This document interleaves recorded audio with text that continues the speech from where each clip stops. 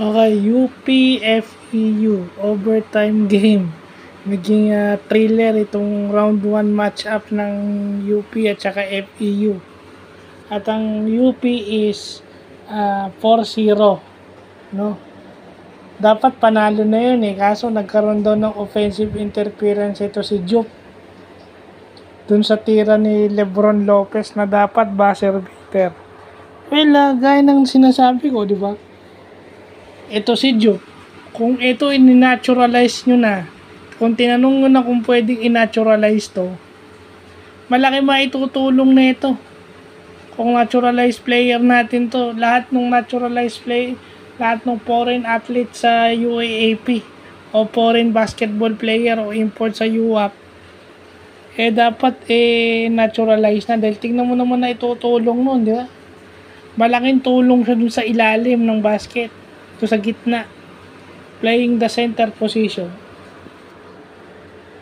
Kasi si Justin Brownlee is wing ang laro ni Justin Brownlee is hanggang power forward, pero yung sentro yun ang kailangan natin kasi genetically we are not that tall. So yun ang kailangan nating yung mga kagaya ni Brownlee tsaka nito ni Jup, yun yung kailangan i-naturalize. Kasi nakita nyo ang laking tulong, di ba? Kasi kung wala si Jup doon, malamang matatalo yung UP dahil palaban tong FEU.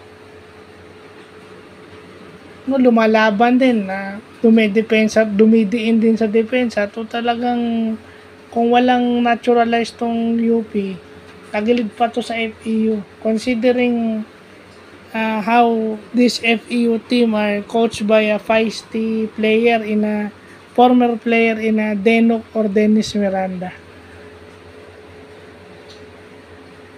No?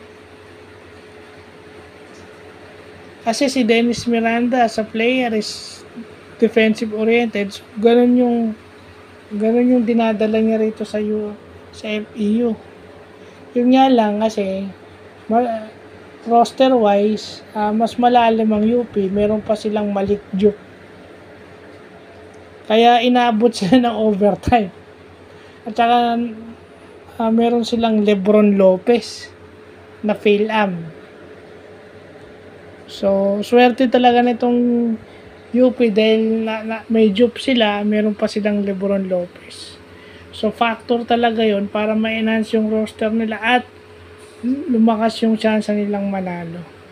So, yun lang po.